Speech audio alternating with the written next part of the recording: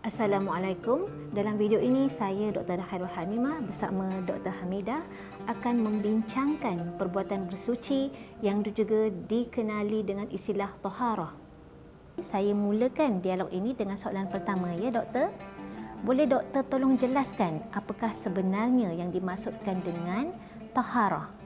Taharah menurut bahasa bermaksud bersuci.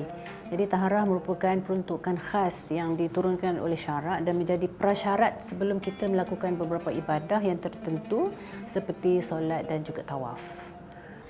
Apa hukum kita bersuci, doktor? Hukum bersuci adalah wajib, terutamanya apabila kita hendak melakukan ibadah seperti mana yang saya sebutkan tadi. Jadi, bagaimanakah kalau seseorang itu hendak solat tetapi dia belum bersuci? Maka sembahyang itu tidaklah sah. Hal ini seperti yang telah dinyatakan oleh Rasulullah sallallahu alaihi wasallam dalam sabda baginda, iaitu la yaqbalullahu salatan bighairi tahurin. Yang bermaksud Allah tidak akan menerima solat orang yang tidak bersuci. Adakah bersuci itu sama dengan bersih, doktor? Kalau diikutkan perbincangan syarak, suci berbeza daripada bersih. Seorang yang dalam keadaan bersih tidak semestinya berada dalam keadaan suci. Bersuci dari segi bahasa ialah bersih dan bebas daripada segala kekotoran, sama ada yang berbentuk hissiyah, iaitu nyata yang kita nampak seperti najis, ataupun dalam bentuk maknawiyah yang kita tidak nampak seperti perkara-perkara yang mengaibkan ataupun sifat yang keji.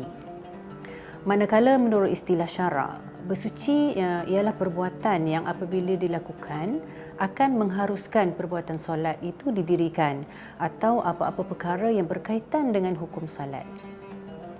Contohnya, berwuduk bagi sesiapa yang belum berwuduk, mandi bagi sesiapa yang diwajibkan mandi, dan menghilangkan najis daripada pakaian dan juga tempat. Kalau kita rujuk kepada Al-Quranul Karim, terdapat beberapa dalil yang menyentuh tentang bersuci. Contoh yang ringkas yang dapat dinyatakan di sini ialah firman Allah Subhanahu Wa Taala di dalam surah Al-Baqarah ayat 222, Innallaha yuhibbut tawwabina wa yuhibbul mutatahhirin. Maksud ayat ini ialah sesungguhnya Allah suka dan sayang pada orang-orang yang bertaubat dan juga suka dan sayang kepada orang-orang yang bersih. Selain itu, Nabi Muhammad sallallahu alaihi wasallam juga pernah bersabda, At-tahuru syatrul iman. Maksudnya bersuci itu adalah sebahagian daripada iman. Baik, terima kasih doktor. Seterusnya, boleh doktor terangkan hikmah-hikmahnya? Terdapat beberapa hikmah apabila kita bersuci. Yang pertama, bersuci dianggap sebagai sebahagian daripada ibadah, sebagaimana yang disebutkan dalam hadis Rasulullah tadi. Artinya, apabila kita dalam keadaan berwuduk, kita dianggap sedang melakukan ibadah. Hikmah yang kedua, kebersihan dapat menghindarkan seseorang daripada penyakit.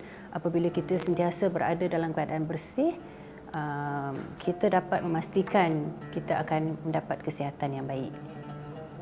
Hikmah yang ketiga yang dapat dihuraikan di sini ialah kebersihan dapat meningkatkan martabat masyarakat dan umat, kerana masyarakat yang sihat dan bersih itu merupakan masyarakat yang mempunyai penampilan yang baik. Hikmah yang keempat ialah kebersihan ini merupakan asas dalam kehidupan yang sejahtera, dan ini merupakan satu ciri-ciri Islam yang amat kita perlu hargai. Masya Allah, betapa untungnya orang-orang yang mendapat hikmah daripada bersuci ini, kan doktor?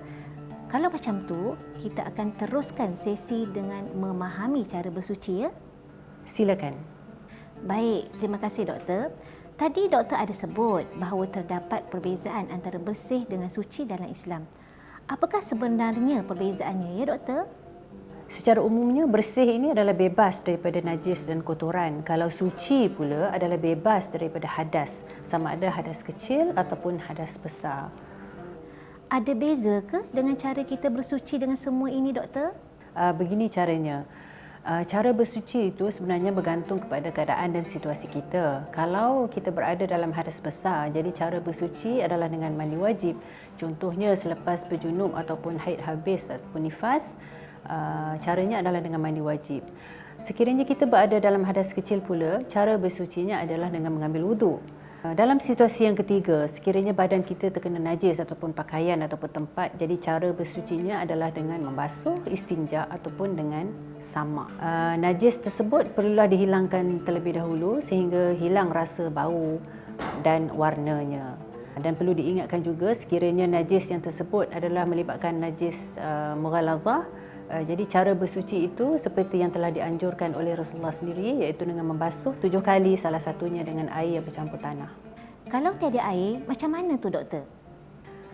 Kalau dalam situasi yang tidak ada air, kita boleh bertayamum, iaitu dengan menggunakan debu ataupun tanah untuk menggantikan air sekiranya kita tidak ada air untuk mengambil wuduk. Jadi dengan bertayamum, kita dapat menunaikan solat.